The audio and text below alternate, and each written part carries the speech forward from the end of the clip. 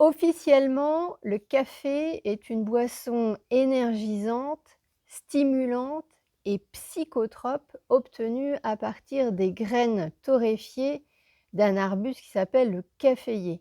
Le café fait partie des 3 boissons les plus consommées au monde avec le thé et le maté.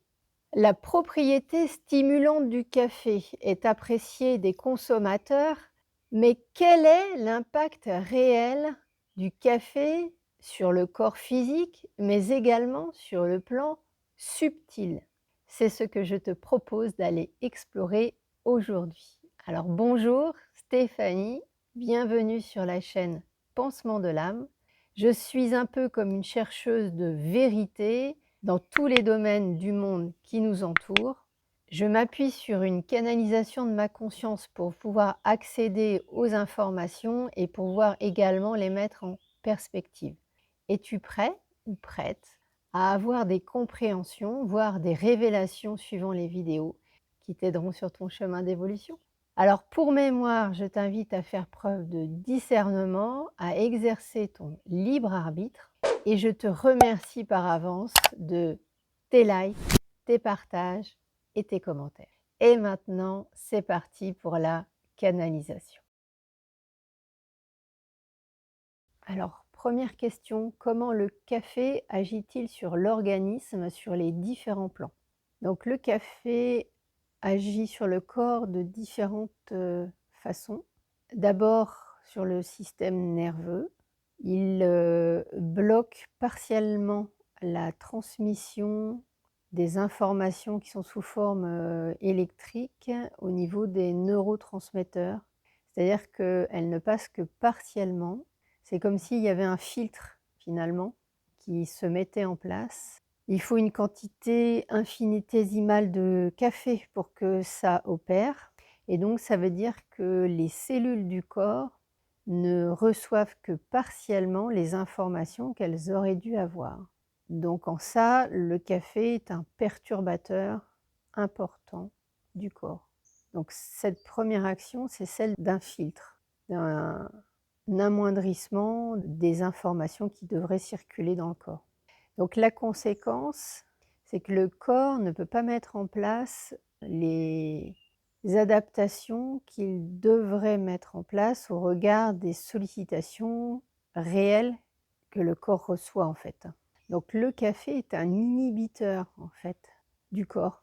Quelque part, c'est paradoxal parce qu'on le voit comme un stimulant, alors que finalement, quelque part, ça endort pour partie le corps de par la non-diffusion d'informations qui s'opère. Alors à côté de ça, le café surstimule certaines fonctionnalités du corps, mais là aussi de manière artificielle. Donc ça vient plutôt toucher ce qui relève de l'instinct de survie en fait du corps. Donc ce qui relève plutôt des réflexes primaires, on va dire, du corps. Et donc ça, c'est mauvais pour le corps parce qu'en fait, ça génère de l'épuisement. Surtout si celui qui consomme le café en boit beaucoup et tout le temps, en fait, tous les jours et toute la journée. Donc là, j'ai une image, oui, c'est comme si on était sur un vélo d'appartement à pédaler comme des fous, alors qu'en fait, en réalité, il n'y a pas d'effort à faire puisqu'on n'est ni en extérieur, ni en côte, ni rien du tout. Donc on leurre le corps en lui faisant faire un effort qui n'est pas nécessaire. Et en fait, c'est ça qui fait le café, mais sur des fonctions vitales du corps, de survie. Donc c'est au niveau des cellules, hein, en réalité. Donc c'est une surstimulation des fonctions vitales du corps. Donc c'est pour ça que quelqu'un qui consomme du café a besoin énergétiquement de manger davantage en réalité et il consomme davantage de calories simplement parce qu'il sursollicite son corps. Donc il y a un parallèle avec le tabac, hein, la cigarette, hein. C'est un peu similaire. Alors sur les autres plans, alors sur le plan physique, je vois rien de particulier. Alors sur le plan énergétique, a priori rien de particulier. Par contre sur le plan spirituel, alors le café en réalité était un fruit sacré utilisé dans les rituels, chamaniques et autres. Il a été utilisé de tout temps et la société moderne l'a dévoyé, elle l'a désacralisé et ce processus, n'est pas un hasard. Ça a été fait pour, nous détourner en fait, d'un usage, à bon escient. Alors je vais demander quel devrait être, le bon usage en fait, du café, si on souhaitait revenir à une pratique, plus respectueuse de ce fruit. Donc le café a effectivement des propriétés, particulières. Il permet, lorsqu'il est bien utilisé, une reconnexion à soi. Pour cela, il faut être dans un processus, conscient. On peut se connecter en réalité au café et à sa dimension ésotérique. Donc nul besoin de le torréfier pour pouvoir, en faire un usage de ce type-là. Et on peut le faire en ayant la graine en fait dans sa main et en demandant à s'y connecter, mais on peut également le faire, par l'intention simplement, de se connecter à l'élément café et en demandant à se reconnecter à soi par son intermédiaire. C'est comme si le café était un catalyseur en fait, hein, de connexion. On pourrait également, dans le cadre d'un rituel, au même titre qu'il y a des cérémonies, cacao, faire une cérémonie café en fait et là, boire une quantité infinitésimale de café, mais c'est quelques gorgées quoi, hein. Donc c'est une vraie ressource de la nature. Le café, c'est un cadeau de la nature en réalité et le café est vraiment un vecteur de communication. Ça ouvre des portes, hein, également. Alors des portes sur, d'autres, plans. Donc si l'on voulait remettre un peu les choses, dans l'ordre pour soi, hein, pour les autres, peu importe. Mais, la première chose, c'est d'arrêter la consommation de café pour, apaiser son corps. Il faut plusieurs, semaines, voire plusieurs mois pour, que tout se remette dans l'ordre et ensuite dans un deuxième temps, si on en sent, l'ouverture et l'appel, c'est œuvrer avec le café sur le plan, spirituel. Donc sans le consommer, simplement en s'y connectant par l'intention ou si on arrive à avoir des graines de café, non torréfiées, en les ayant auprès de soi et en demandant à s'y connecter et à être guidé par l'élément café.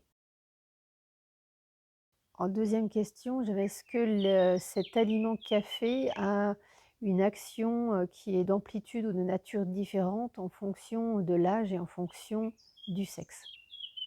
Alors c'est particulièrement néfaste chez les enfants et les adolescents parce qu'en plus leur système n'est pas, mûr, il est en mutation. Donc là, c'est vraiment pas bon pour eux et en plus ça crée un terrain addictif sur le long terme. Après homme ou femme, c'est similaire. La consommation de café lorsqu'on est malade, ou âgé, enfin qu'on a des incidents de santé, c'est pas bon non plus, hein, forcément. C'est déjà perturbant lorsqu'on est en pleine santé, donc lorsqu'on n'est pas, bah, c'est vraiment pas aidant pour le corps.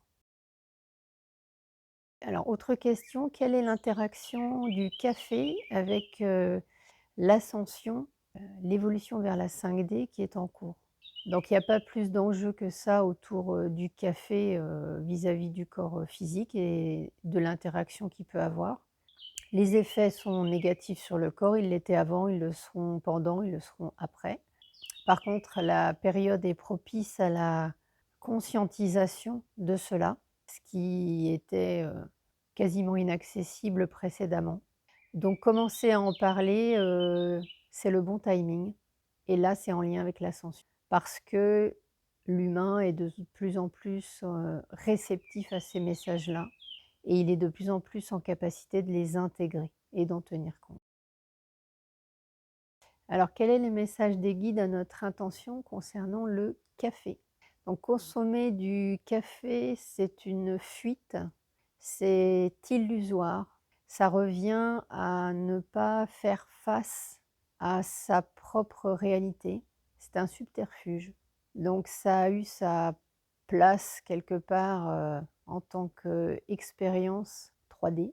Donc le moment est venu de lâcher les béquilles, de se prendre en main, d'avoir le courage de lâcher les addictions, quelles qu'elles soient, de redonner au corps, la possibilité de fonctionner, normalement, donc de se donner la possibilité de vivre plus longtemps. Donc ce n'est pas uniquement en lien avec le café, c'est plus large, mais cela en fait partie.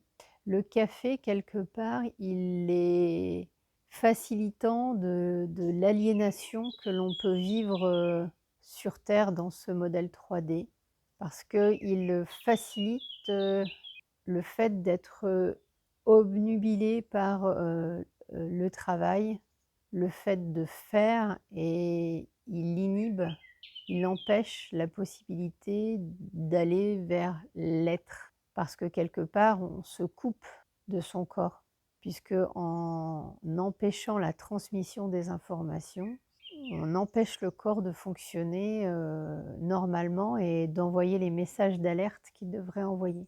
Donc le corps ne peut pas appréhender le fait qu'il est en surchauffe, et c'est un élément parmi d'autres qui fait qu'il y a une usure prématurée du corps, voire des incidents de parcours sur le plan de la santé.